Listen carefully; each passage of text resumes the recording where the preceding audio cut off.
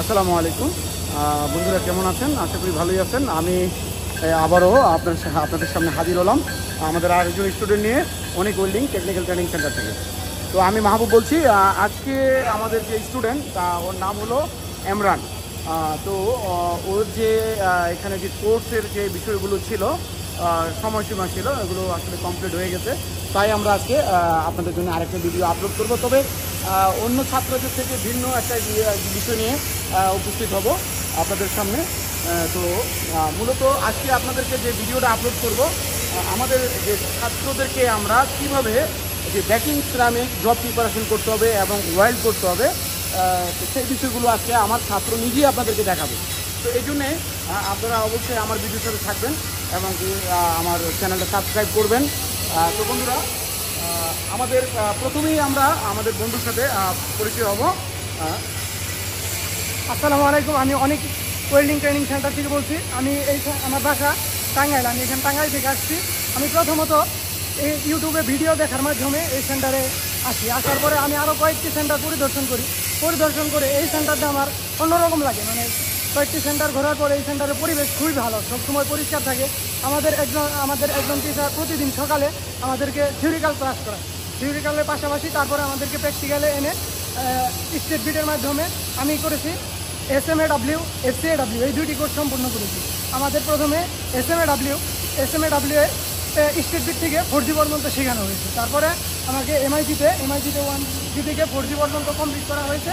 তারপরে শেষ হওয়ার পরে আজকে আমি আপনাদেরকে একটা সিরামিক জব, আর আমাকে যেভাবে ইনস্ট্রাকশন দেওয়া হয়েছে বেকিং সিরামিক্সের জবটা, সেই প্রিপারেশনটা আমি আপনাদের মাঝে উপস্থাপন করবো।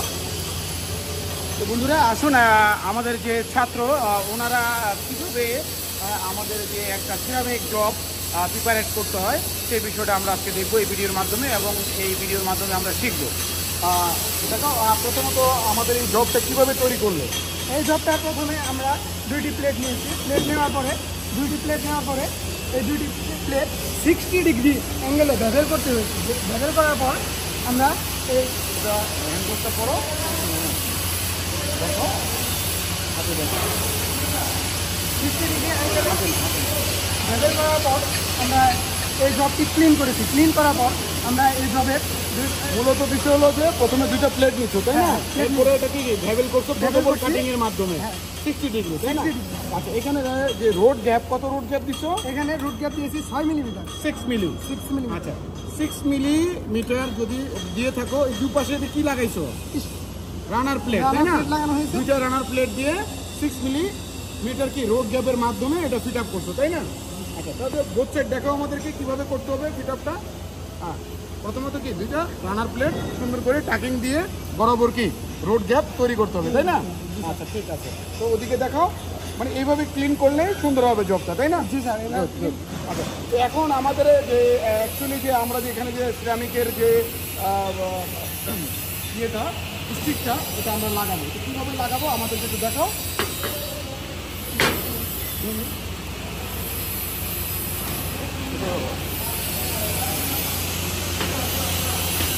বলো, প্রথম বলো।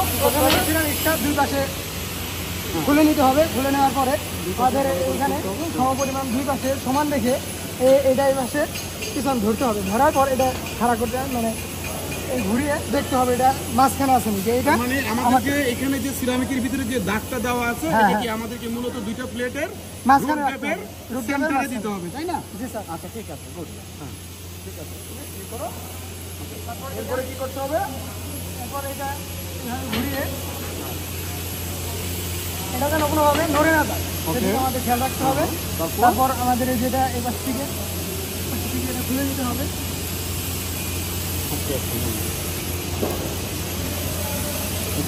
তারপরে এই ঘামটা কি আমরা এখানে লাগিয়ে দেবো, তাই না? আচ্ছা, ঠিক আছে, গুড। অপর পাশেটা আমরা সেমভাবে খুলে নিব। গুড।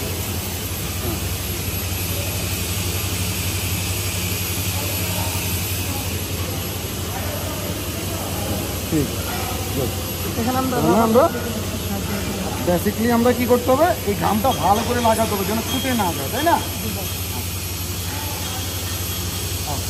তারপর এবার দেখাই দাও এই যে আমাদের যে আমাদের যে দাগটা ফুললি একদম fully সেন্টারের মধ্যে থাকতে center হবে এর মাঝখানে। এবং অপোজিট সাইডে ঘামটা ভালো করে লাগাতে হবে তাই না? জি স্যার। আচ্ছা, তার মানে এই হলো মূল প্রিপারেশন তাই না? জি স্যার। তো আশা করি বা কোথাও যদি কোনো টেস্টে অংশগ্রহণ করো তো জব প্রিপারেশনে কোনো সমস্যা হবে না তাই না?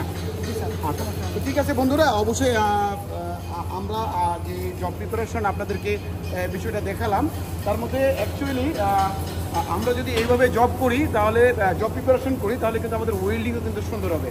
কারণ সিরামিকটা যদি স্ট্রেট না হয় তাহলে সেখানে প্যানেটেশনটা কিন্তু স্ট্রেট হবে না, জিগজ্যাগ চলে আসবে।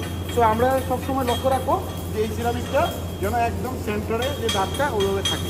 তো এরপরে তোমরা কী করবো, এখানে কমপ্লিট হওয়ার পরে স্ট্যান্ডার্ডগুলো আমরা এখানে টাকিং দিয়ে লাগিয়ে নিব যেন প্লেটটা বেসিক্যালি আমরা কেন ব্যবহার করবো, যেন আমাদের প্লেটটা ভেঙে না যায়, হ্যাঁ, bend না ভেঙে হয়। না হয় বা bend না হয়। ওকে, তার মানে দুটো স্ট্যান্ডার্ড ব্যবহার করতে হবে তাই না? এইভাবে আমরা কি টাকিং দিয়ে নিব। কাটিং দিয়ে তারপর আমরা কি আমাদের ওয়ার্ল্ড স্টক করবো। তো world বন্ধুরা আসুন আমরা ইনশাল্লাহ আমরা এই আজকে আপনাদের সামনে আমাদের স্টুডেন্ট উনি পিজি পজিশনে ব্যাকিং সিরামিক আপনাদেরকে দেখাবে। তো অবশ্যই আপনারা আমার ভিডিওটা লাইক করবেন, সাবস্ক্রাইব করবেন আর আমাদের ভিডিওর সাথে থাকবেন। ইনশাল্লাহ আমরা আপনাদের জন্য এই ভিডিও ওয়েল্ডিং করে আপনাদের সামনে তুলে দিচ্ছি।